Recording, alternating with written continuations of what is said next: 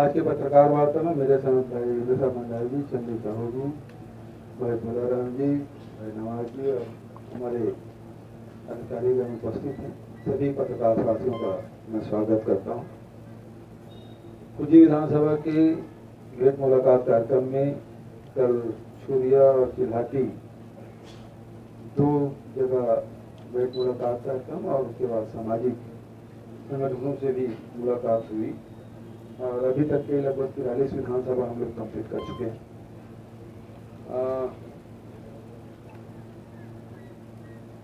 पहले ही भेंट मुलाकात कार्यक्रम में हमने अधिकारियों को सचेत किया था कि ये जितने भी हमारी योजनाएं हैं उसके हितग्राहियों को उसका बराबर लाभ मिले और नहीं यदि किसी प्रकार से कोताही बरती जाए तो उसके खिलाफ सख्त कार्रवाई की जाएगी। कल भेंट मुलाकात कार्यक्रम के दौरान तेंदुपत्ता संग्राहकों के द्वारा शिकायतें की गई। एक महिला ने शिकायत की, फिर मैंने कई और लोगों से भी पूछा तो जानकारी मिली कि उसे किस प्रकार से उसके खाते में पैसे नहीं आए हैं। तो मैंने जांच के निर्देश दे दिए हैं। 8 दिन के भीतर में सभी जितने भी तेंदुपत्ता संग्राहक हैं उससे व्यक्तिगत रूप से पूछताछ करके उनके खाते में पैसा पहुंचा है नहीं पहुंचा है, एक एक की रिपोर्ट लेने के लिए मैंने कहा है और यदि गलत पाया जाता है तो संबंधित व्यक्ति के खिलाफ कार्रवाई की। उसके भी मैंने अधिकारी को भेजा था। आप लोग भी जाके देखें कि वो सही में, क्योंकि नगर पंचायत मामला है, कोई भी पत्रकार जाके देख सकता है पानी उपलब्ध है नहीं है क्या है उसकी जानकारी, और यदि है तो उसे सुधार दिया जाएगा। हमारी सरकार के जो प्रमुख रूप से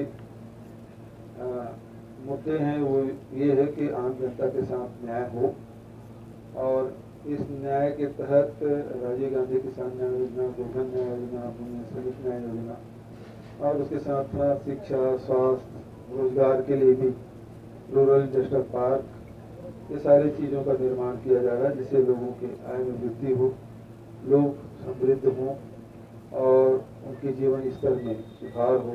ये हमारी कोशिश। 1 नवंबर से धान खरीदी हम लोग शुरू कर चुके हैं और अभी तक के 7-8 लाख मीट्रिक टन धान की खरीदी हो चुकी है। उठाव भी हो रहा है, भुगतान भी किया जा रहा है। बारदाना की कोई कमी इस साल बिल्कुल नहीं है।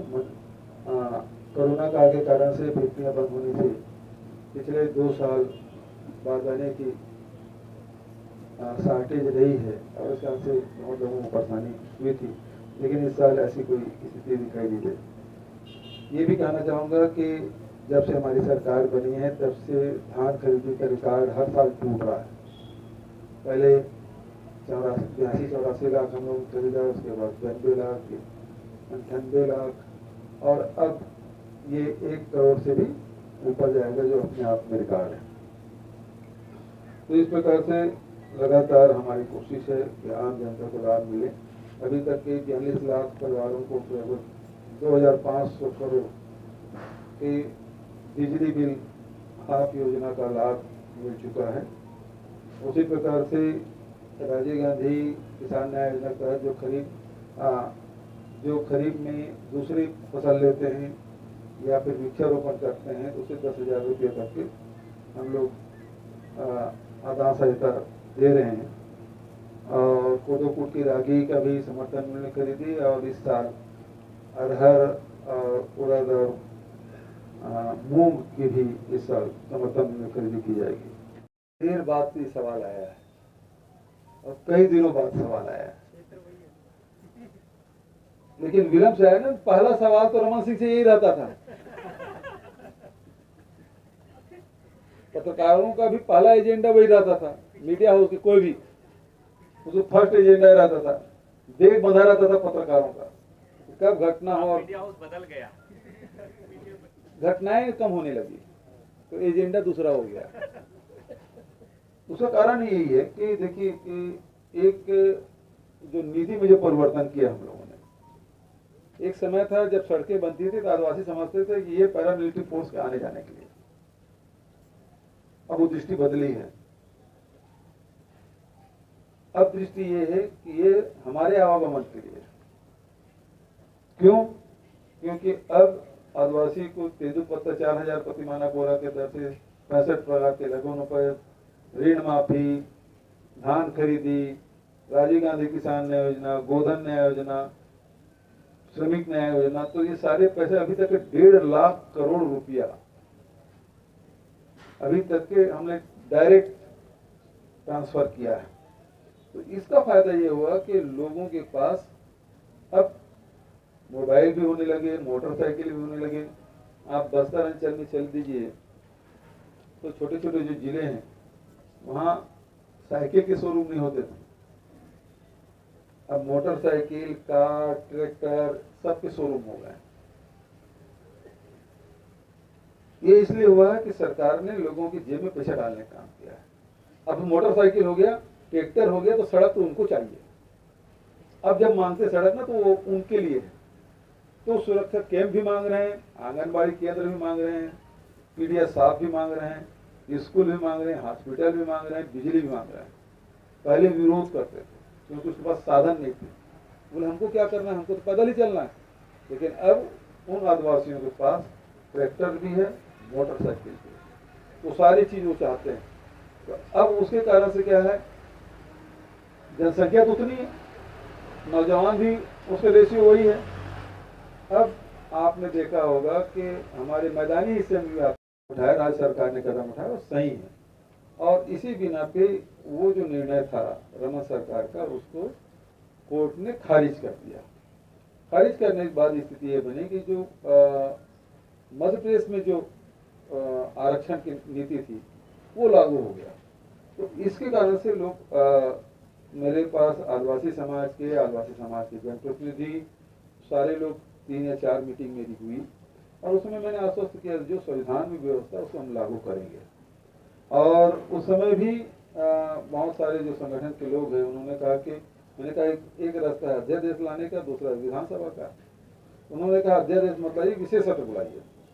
विशेष सत्र की तैयारी हम लोगों ने किया। अब वो सत्र बुलाने के पहले हम लोगों को कैबिनेट में अप्रूवल लेना है, कैबिनेट के पहले हमको टीएसी ट्राइबल एडवाइजरी कमेटी की भी मीटिंग करना है, तो सारी तैयारी करने में समय लगता है। और इसलिए हमने 1-2 दिसंबर को, क्योंकि अब 1 दिसंबर 2 दिन के इसलिए करना पड़ा क्योंकि मनोज मंडावी जी हमारी विधानसभा के उपाध्यक्ष थे, उनको श्रद्धांजलि देनी होगी, और दूसरे दिन फिर इसमें चर्चा होगी, इसलिए हमने 2 दिन का रखा। लेकिन अब हमारे आदिवासी समाज के लोग बहुत भोले भाले होते हैं, और इसमें कुछ लोग विघ्न संतोषी लोग घुस के उनको बरगलाने का काम तत्काल बुलाना चाहिए। तो तैयारी करनी पड़ेगी, आपको तैयारी के लिए समय चाहिए। और कोई अब 15-20 दिन में ऐसा कुछ नहीं हो सकता जिससे 15-20 दिन के समय में कोई पहाड़ टूटने वाला नहीं है जिसे तत्काल कर दिया।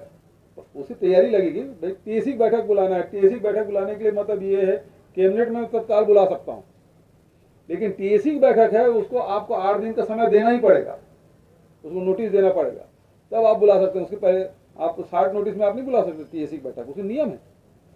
और कैबिनेट की बैठक मैं तो अभी चाहूँगा तो शाम को बैठक में चलो आ जाओ, तो कैबिनेट के लिए अलग है, टीएसी के लिए अलग है। तो विधानसभा की उसके प्रोसेस है, विधानसभा अध्यक्ष के पास है, राज्यपाल से अनुमति, ये सारी चीज़ें सबको प्रधान है। अब ये कुछ लोग बोलेंगे तत्काल बुलाना चाहिए, इसे वो भड़का के फिर गांव-गांव में बैठक करके बोलेंगे आप आंदोलन में नहीं जाओगे तो आपको दंड किया जाएगा। तो ये कुछ ऐसे लोग हैं जो समाज में घुस गए हैं और जो बरगलाने का काम कर रहे हैं। भारतीय जनता पार्टी समय इन लोगों मुंह नहीं खुलता था, मतलब 2004 का आदेश है, 2011 तक के वो लोग चुप बैठे रहे, 7 साल कम नहीं होता, और यहाँ 15 दिन की रुकने के लिए तैयार नहीं। ये बड़ी हास्यास्पद स्थिति है। पूरे समाज को मैंने आश्वस्त किया, सार्वजनिक रूप से बोला कि जो संविधान में व्यवस्था है, चाहे अनुसूचित जाति का है, जनजाति का है, पिछड़े वर्ग का है, जो प्रावधान है, जो ईडब्ल्यूएस के जो प्रावधान भारत सरकार ने किया है, वो सब हम दे के रहेंगे। तो इसके लिए मैंने सार्वजनिक रूप से कहा है और अभी भी आपसे कह रहा हूँ, आपके माध्यम से पूरे प्रदेश को कह रहा हूँ, निश्चिंत रहें। हो गई उसके बारे में रिपीट करने की जरूरत मैं नहीं समझता, सब मीडिया में आ चुका है, इलेक्ट्रॉनिक प्रिंट मीडिया में सभी आ चुका है। आप लोगों की तरफ से कोई सवाल हो तो साधारण सर 3 ब्लॉकों में 3 ब्लॉकों को लेकर एक जिला बनाया गया सर, और अभी भी स्थिति यहाँ की ये बनी हुई कि 150 से 200 किलोमीटर से प्रसव पीड़ित महिला या अन्य बीमारी के लोग राजनांदगांव तक पहुँच रहे हैं, जो अपने आप में एक शर्मनाक स्थिति है। देखिए, जिला बने कुछ दिन हुआ है, अब धीरे धीरे सारी व्यवस्थाएं जिला स्तर पे की जाएगी, सारे कार्यालय खोले जाएंगे। तो क्योंकि जिला बना देने के बाद सारे कार्यालय, जिला शिक्षा अधिकारी, स्वास्थ्य के कार्यालय, हॉस्पिटल, उसके बाद खनिज, शिक्षा, जिला पंचायत, वो सब चीज एक एक करके बनते तो थोड़ा समय लगता है। तो सभी कार्यालय जब खुल जाएगा तो निश्चित रूप से वो जो पहले जो पीड़ा थी वो उसमें कमी आएगी। दाऊदी क्षेत्र में अवैध उत्खनन का कार्य जोरों पर है, जिसमें अधिकारियों की मिलीभगत है। भाजपा के 2 बड़े नेताओं को लीज में खदान दे दी गई है, नियम कानून को दरकिनार कर। यदि आपके पास प्रमाण हो तो दे दीजिए, मैं उसको जांच करवा लूंगा और जो संबंधित अधिकारी है उसके खिलाफ पेपर कटिंग से नहीं, तो आपके पास पूरा है, हाँ दे दीजिए, वो ले लेंगे, कोई अधिकारी रख ले। आदरणीय, मेरा सवाल है, मैं देशबंधु समाचार पत्र से दीपांकर खोबरागढ़ जी बताएं। 32% आरक्षण को लेकर आदिवासी जो समुदाय है वो जगह जगह आंदोलन कर रहा है, और छत्तीसगढ़ राज्य के अंदर में जब से राज्य बना है उस समय से फर्जी आदिवासी के सर्टिफिकेट प्रमाण पत्रों पर कई लोग नौकरी कर रहे हैं, उनके खिलाफ आप क्या कार्रवाई और कब करेंगे? 2 महत्वपूर्ण सवाल, पहला आरक्षण को लेकर, दूसरा फर्जी जाति प्रमाण पत्र को लेकर। दोनों अपने आप में महत्वपूर्ण है। जहां तक के आरक्षण की बात है, 32% आरक्षण के बाद तो छत्तीसगढ़ बना उसके बाद से लागू हो जाना चाहिए। भारत सरकार 2004 या 5 में पत्र लिखा था और उसको दबा कर रखे थे रमन सिंह जी, और पूरा 8 साल दबा करते हैं। मतलब 2012 में फिर जब आदिवासी आंदोलन किए 11 में, तब जाके लागू किया, और वो भी जो ऐसे लागू किया जिससे वो स्टे मिल जाए, और हुआ यही, कोर्ट में चलता रहा। 2012 के से लेके 2018 तक के उनकी सरकार रही, लेकिन एक भी एडिशनल डॉक्यूमेंट वो कोर्ट में जमा नहीं किए।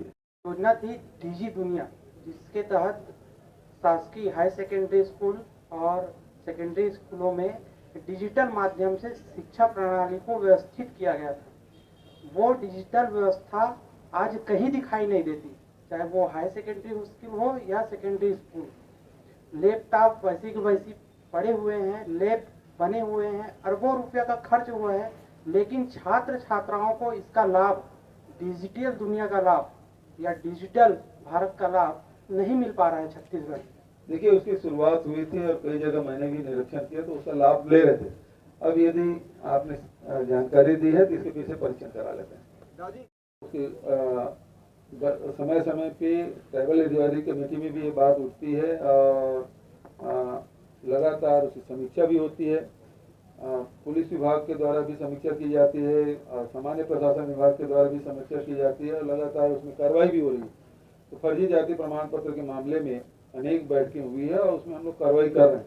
और सबसे बड़ा फर्जी वाला तो आप जानते हैं, 15 साल रमन सिंह कुछ नहीं कर पाया, जिसके बदौलत तो चुनाव जीत के आए थे, हमारे ही कार्यकाल में हुआ। उससे बड़ा प्रमाण और क्या होगा? के लिए लेट हो रहा है। अपनी जीत के लिए कितना आश्वस्त होंगे, क्या मुद्दे रहेंगे? मुझे जनता पे पूरा विश्वास है। हम लोगों ने जनता की सेवा की, हमारे सरकार ने सेवा की, हमारे पार्टी के लोग लगे हुए हैं, तो निश्चित रूप से जीत होगी और जीत का अंतर भी बढ़ेगा। दाऊदी, सड़कों पे दाऊदी छत्तीसगढ़ के लिए काफी महत्वपूर्ण है शिवनाथ नदी, और आपने नदियों के संरक्षण के लिए आपकी सरकार काफी कुछ कर रही है। अभी हाल ही में शिवनाथ नदी जहाँ से निकली वहाँ से दर्शन करके आए हैं पूरे इसके साथ, तो पर्यटन के दृष्टिकोण से मोगरा बराज के जो आसपास एरिया को डेवलप करना चाहेंगे, बहुत शानदार हो। देखिए, सबसे पहली बात यह है कि नदी 12 मासी बहे, नदियों का पुनर्जीवन हो, पुनर्जीवित हो, इसके लिए हम लोग नरवा कार्यक्रम किए। जितने भी नदी हैं उसके और नाले हैं, तो नालों में हम लोग नरवा कार्यक्रम लिए हैं और अभी तक के लाखों नहीं करोड़ों स्ट्रक्चर बनाए हैं। फॉरेस्ट डिपार्टमेंट ने बहुत ही व्यापक रूप से उसमें कार्रवाई की है और अभी तक के हम लोग लगभग 1500 नाले, शायद आंकड़े में थोड़ा सा भूल रहा हूँ लगभग, लेकिन 1500 के आसपास हम लोग नाले इसमें नर्वा कार्यक्रम के तहत उसमें बहुत सारे स्ट्रक्चर खड़ा किए हैं, कच्ची पक्की, और उसका लाभ मिला है। कहीं कहीं तो ये है कि खासकर फॉरेस्ट वाले इलाके में 2 फीट तक के वाटर रिचार्जिंग हुआ है, और मैदानी हिस्से में जहाँ नरवा प्रोजेक्ट में 7 इंच तक के उसमें 7 सेंटीमीटर तक के उसके रिचार्ज हुआ है। तो अब इसमें अंतर इसलिए आया है कि हम यदि मैदानी हिस्से में देखें तो ये वाटर रिचार्जिंग कम क्यों हुआ, उसका कारण ये है कि चाहे वो खेती में हो चाहे पेयजल में उसका उपयोग होता है, फॉरेस्ट वाले एरिया में उसका केवल वो रिचार्ज होता है। तो फॉरेस्ट एरिया में भी रिचार्ज होगा तो वनों को भी और वन्य पशु को भी लाभ मिलेगा, जमीन में नमी रहेगी और हरियाली रहेगी, तो जितने भी हम लोग मतलब इकोसिस्टम है वो ठीक होगा।